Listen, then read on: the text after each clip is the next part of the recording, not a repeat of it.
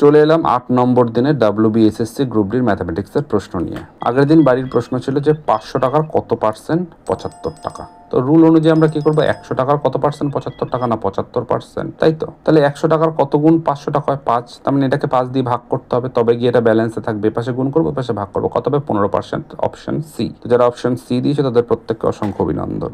আজকের প্রশ্ন বলছে একটা খামারে কিছু হাঁস ছিল, গরু ছিল, সেখানে 7টি মাথা 18টি পা ছিল, মোট হাঁসের সংখ্যা কত? তিনভাবে করা যায়। একটা হচ্ছে অ্যালিগেশন, যেখানে আমরা মিক্স করি, একটা হচ্ছে ইকুয়েশন ফর্ম করে, যেটা যাবো না, সেটা অনেক বড় হবে, আর একটা হচ্ছে নর্মাল লজিক ইউজ করে। দেখো, হাঁস আর গরু এদের একটা জিনিস সেম, মাথা একটা, পা এর আছে দুটো, এর আছে 4টে, তাহলে এই পা দিয়েই আমরা এদেরকে ডিস্টিংগুইশ করতে পারবো, মাথা দিয়ে কিন্তু পারবো না। অ্যালিগেশন মেথডে কি হয়? অ্যালিগেশন মেথডে হয় হচ্ছে, যেহেতু যদি সবকটাই যদি গরু থাকতো, সবকটা যদি হাঁস থাকতো, তাহলে মাথার সংখ্যা কত হয়, তাহলে পায়ের সংখ্যা কত হতো না, যেহেতু 7টা মাথা, তাহলে 7টা প্রাণী তো টোটাল আছে, এটুকু তো আমি জানি। তাহলে যদি হাঁস থাকতো তাহলে পায়ের সংখ্যা হতো 7 দুগুণী 14 খানা, আর যদি সবকটাই গরু থাকতো তাহলে পায়ের সংখ্যা কত হতো না, 4 সাথে 28 খানা। কিন্তু আছে কটা আছে হচ্ছে অনলি 18 খানা। তাহলে অ্যালিগেশন দিয়ে আমি সাবস্ট্রাক্ট করে দিয়ে পাবো 4, এখানে পাবো 10, তাহলে রেশিও কত হচ্ছে 5:2।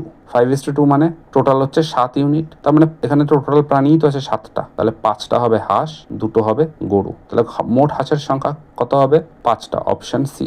দেখো, সিমিলার একটা অঙ্ক দেওয়া রইলো তোমাদের বাড়িতে, যদি পারো তাহলে অবশ্যই তোমার উত্তর কমেন্টে জানাও। দেখাবে পরের দিন নতুন একটা ভিডিও নিয়ে, ততক্ষণ সুস্থ থাকো, সাবধানে থাকো।